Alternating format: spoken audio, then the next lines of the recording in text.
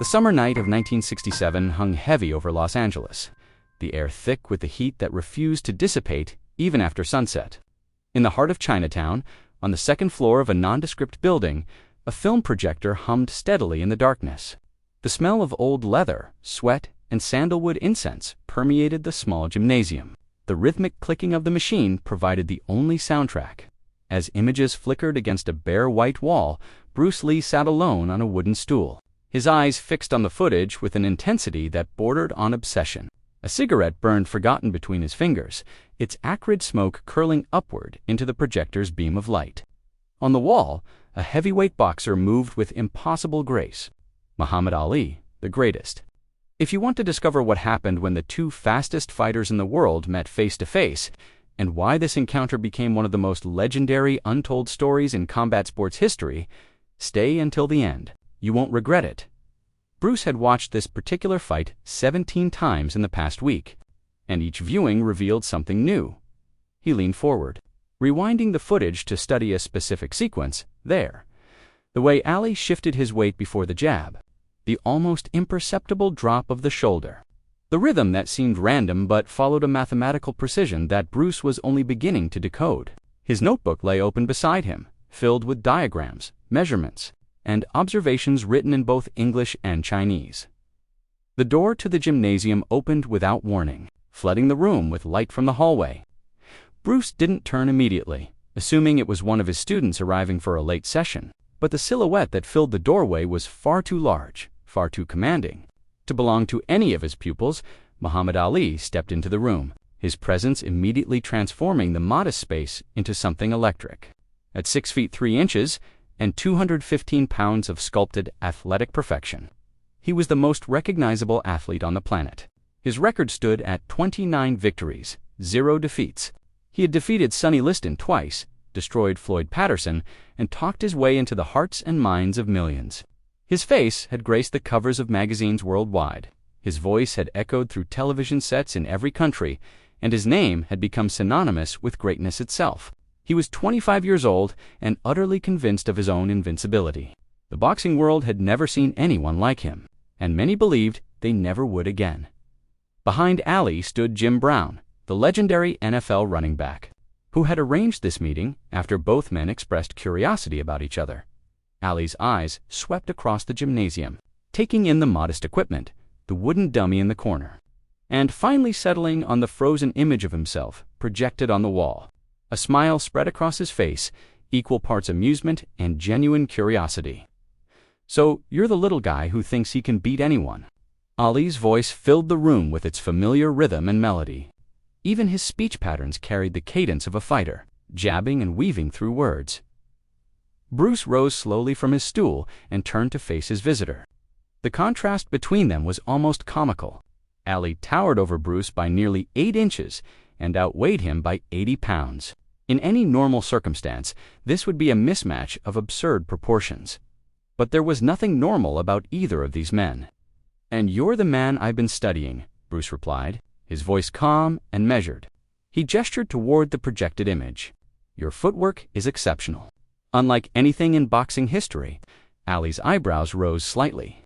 He walked further into the room, his movements fluid despite his size, and studied the frozen frame of himself on the wall. "You watching me?" "I'm flattered, little brother. Most people just watch to see me knock somebody out. Most people miss what makes you truly dangerous," Bruce said, moving to stand beside the projector. "They see the hands, they miss the feet." Ali turned to face Bruce directly, his competitive spirit awakened. "My hands are what win fights, fastest in the world. Nobody sees them coming. Lightning don't announce itself before it strikes." "Speed is not just about hands," Bruce countered. "It's about economy of motion, eliminating the unnecessary pretty words." Ali's smile remained, but his eyes had sharpened.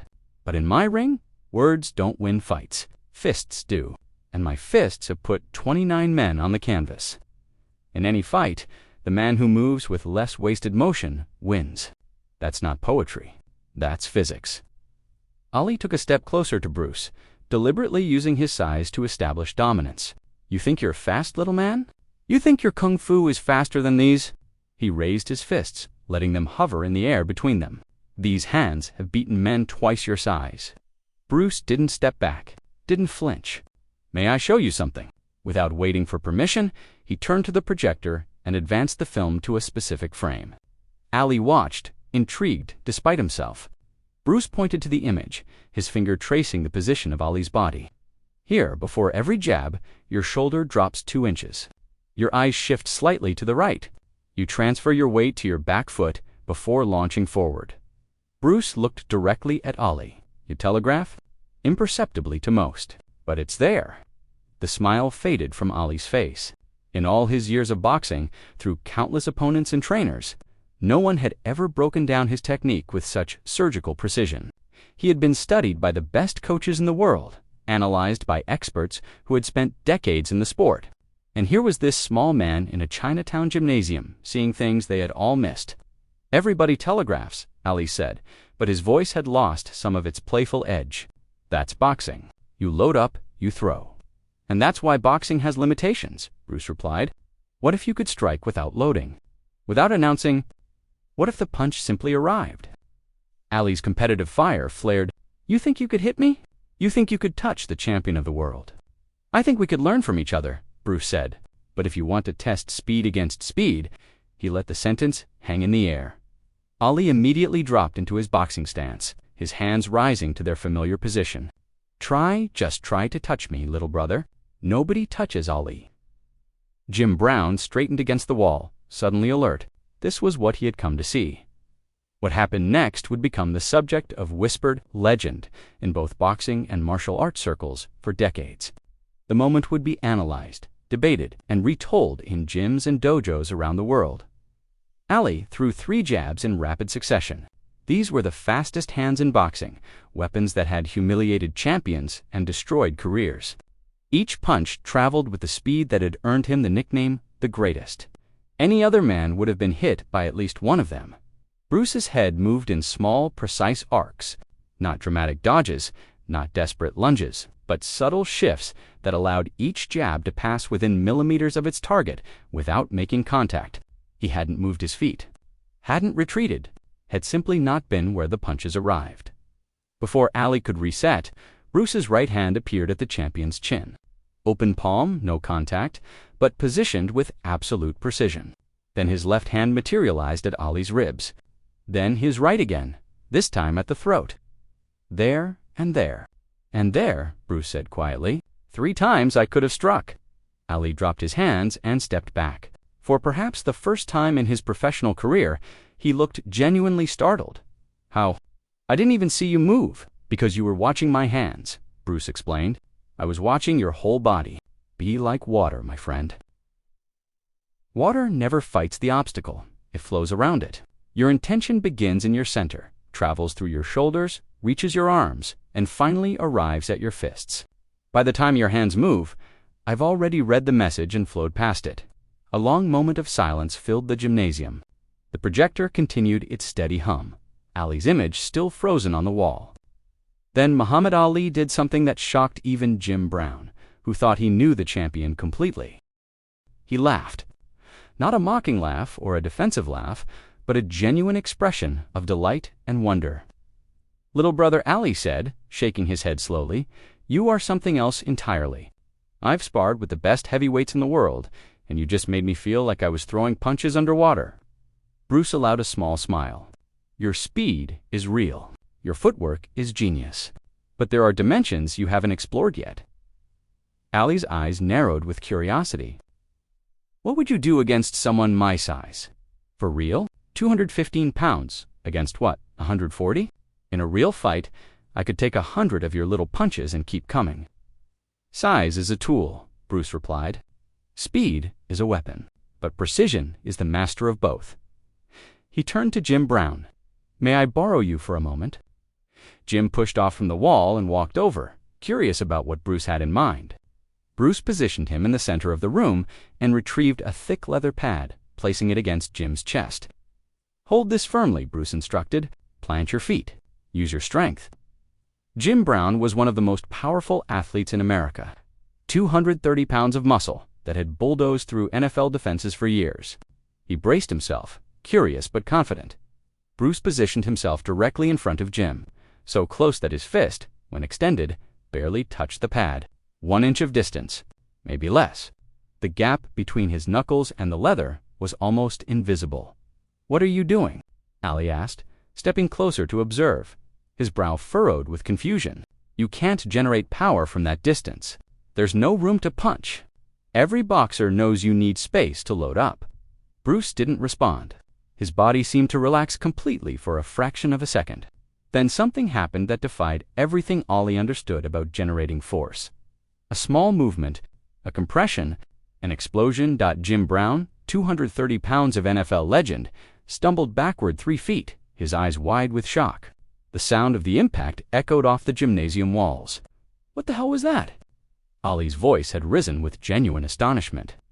"The 1-inch punch," Bruce said calmly. "It's not about muscular force or wind-up. It's about focusing every ounce of energy through a single point, transferring power instantaneously." Ali approached Jim Brown, who was recovering his balance. "You okay, Jim?"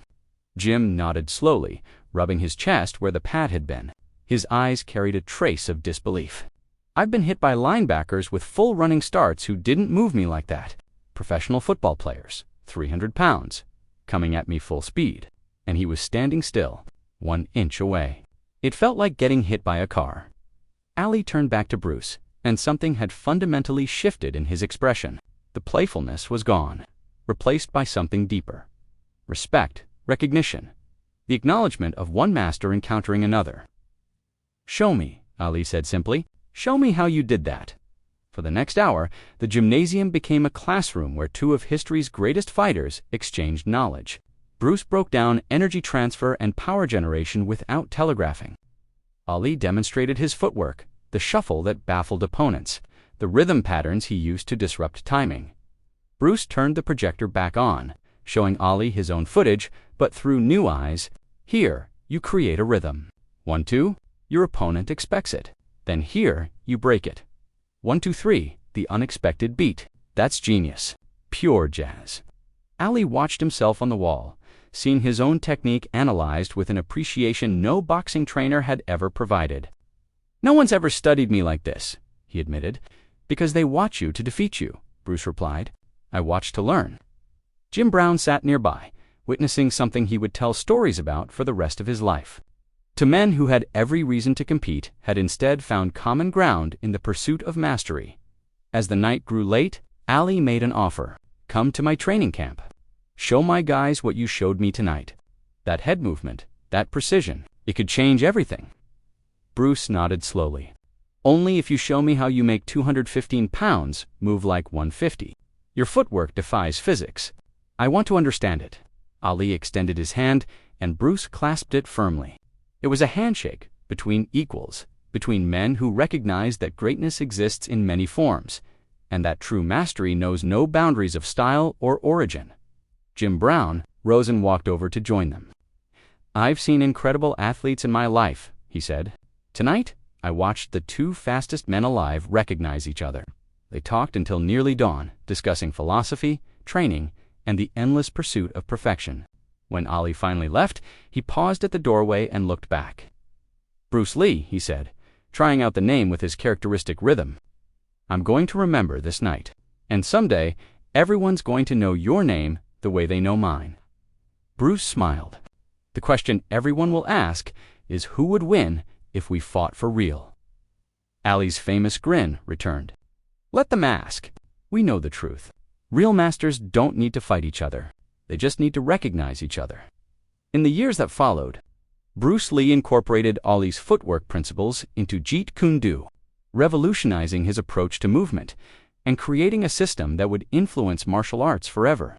Muhammad Ali spoke of their meeting in interviews, always with respect, always acknowledging that he had encountered something beyond boxing that night in Chinatown. Both men had entered that gymnasium as masters of their craft. Both left, having discovered there was still more to learn. The lesson of that summer evening transcends martial arts and boxing. The greatest never stop learning, even from those completely different from themselves. True confidence doesn't need to defeat others. It simply recognizes excellence wherever it appears. If this meeting of legends inspired you, Don't forget to like this video and subscribe to the channel. Share it with someone who needs to understand that real masters never stop learning, even from each other. And comment below, if Bruce Lee and Muhammad Ali had actually fought, who do you think would have won?